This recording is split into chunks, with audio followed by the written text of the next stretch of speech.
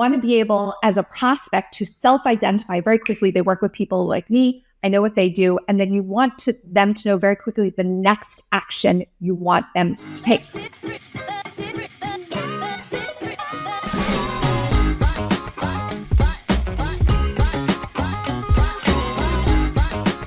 Hello and welcome to episode 9, the wrap-up episode of this season 3 of the New School podcast. So if you've been listening to some of the episodes, but maybe you missed some, or maybe this is the first episode you're glossing onto, I'm going to give you the highlights from all the previous episodes. Kind of consider this your cheat sheet.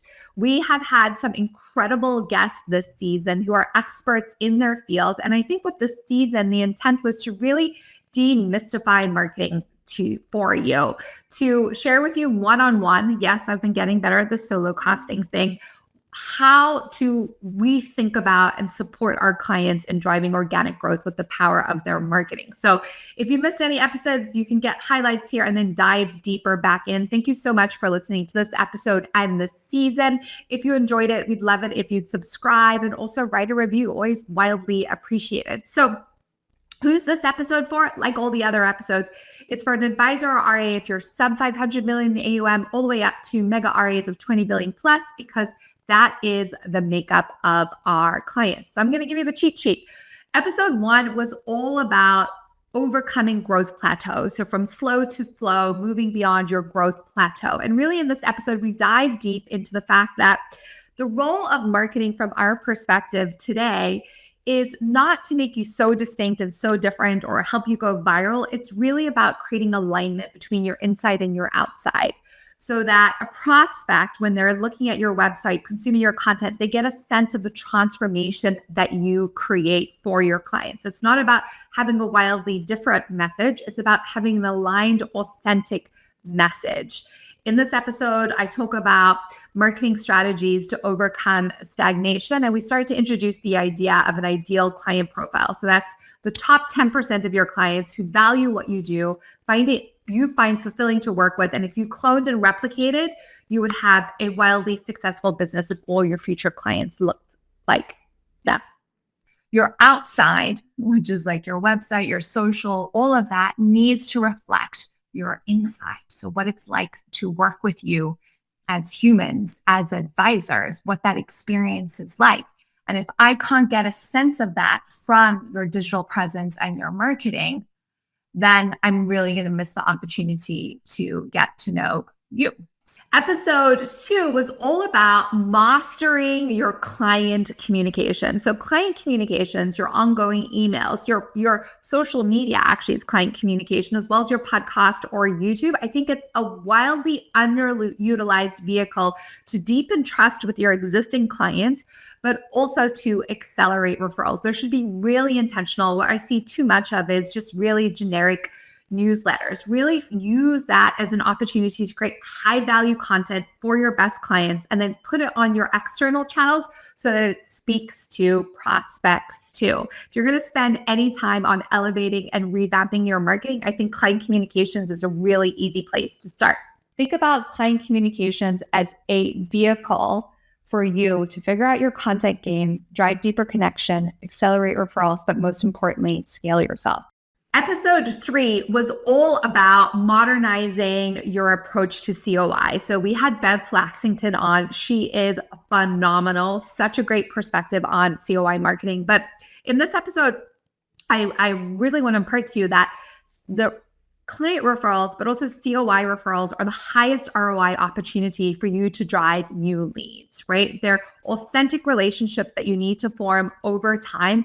But if you're doing it in a modern way and you're leveraging digital to stay front and center, so putting your COIs on your client communications, connecting them to them on social media, and you're thinking about it differently. So thinking about COIs beyond estate planning attorneys and accountants, but the professionals and places where your best clients are, all of a sudden, you're going to have a network of people that are already in front of your ideal clients. And that's an opportunity for you to serve them, to add additional value, and for them to become your clients. I think a modern approach to COIs is something we're going to see shift across our industry.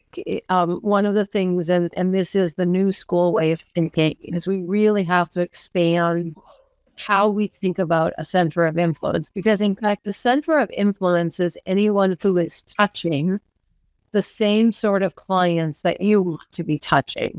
Episode 4 was all about your website. So from this episode, all I want you to really get is you don't need to overthink your website. The simpler, the better. Think of it as a sales tool. It doesn't need to be super expensive or super magnificent unless that's essential to your end client. But you really want to have the 3-second rule working for you, which is a prospect lands on your website. They know what you do, who you do it for, and the next step that you want them to take. Really pretty simple. If you have all of this in place, you will solve for any issues where you're having a low converting website, wrong fit leads, or low search ranking. So what does that look like? It means top of the fold, which is that part that's the top of your website. They want to land there and they want to see themselves. Want to be able, as a prospect, to self-identify very quickly. They work with people like me. I know what they do. And then you want them to know very quickly the next action you want them to take. When we moved into episode 5, it was all about social media. So thinking about social media as a distribution channel for your content, as a space to have an additional touch point with existing clients, prospects, and COIs, and to really use it to build trust, deepen trust, and expand your network versus some external thing that you have to do outside of your day-to-day client service or prospecting that can feel like, what is the ROI? So in that episode, we talk about what ROI is, how to measure, and then how to really stay sane and consistent with social media. So your social media, even if a lead doesn't come in through social media, it's a prospect validation point. Another thing to think about for social media is it's a client communication touch point. Your clients are on social media, whether that be LinkedIn or Facebook or wherever else, they are on social media. So if they see posts from you, that is an additional touch point. When it comes to events, you need to listen to episode 6 because I had the opportunity to have Nat from Futureproof. You know, he hosts these really magnificent, huge industry-changing events. And we talk about the concepts that he has used to make them a wild success and how you can use that within your firm to host events that we call micro events for people under 12, for groups of people under 12 people, for your best clients that are highly experiential and that accelerate referrals and deepen trust. Very different from the typical client appreciation event. Okay, so I think you've really got to check in on that episode if you want to use events and as important components of your overall strategy. As we went into episode 8, we had Rishi from Wiser Advisor talking about client referrals. So if you want to boost SEO, if you want to increase the chance of a prospect actually booking a meeting, and if you want to stay up to date with how modern consumers are choosing their financial advisor and what they're doing online, I would suggest that you listen to that episode. You think about what is the purpose. Most people are like, oh, the purpose is lead gen. No, that's a byproduct of a great experience, right? What it is, why do these people need to gather together? What do people hope to get out of it? And that helps to create, if you can, whether again, it's a 3-person event or a 30,000 person event, is a transformational moment.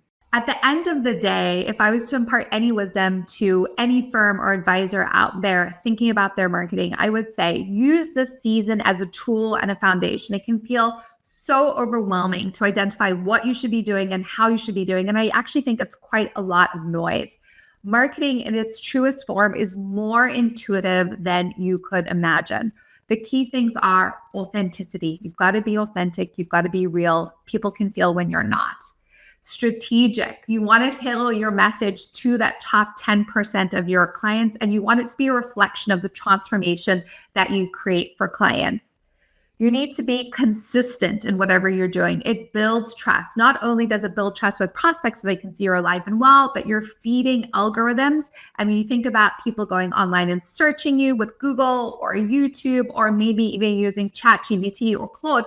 That consistent publishing of content that's high value and targeted is going to reward you, and people are going to be able to find you. Giving somebody control of your money is very emotional, and consumers want to feel that connection. And the only way that, or I should say, one of the easiest ways for brands to sort of create that social proof and transparency is by publishing what their current consumers are saying. And then the last thing I'd say is keep innovating. Don't just do things because they've always been done that way.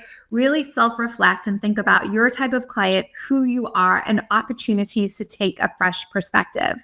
It has been an absolute honor walking you through, talking you through, being a part of your listening experience in this last season. Thank you so much for listening. I know there's so many podcasts you could be listening to.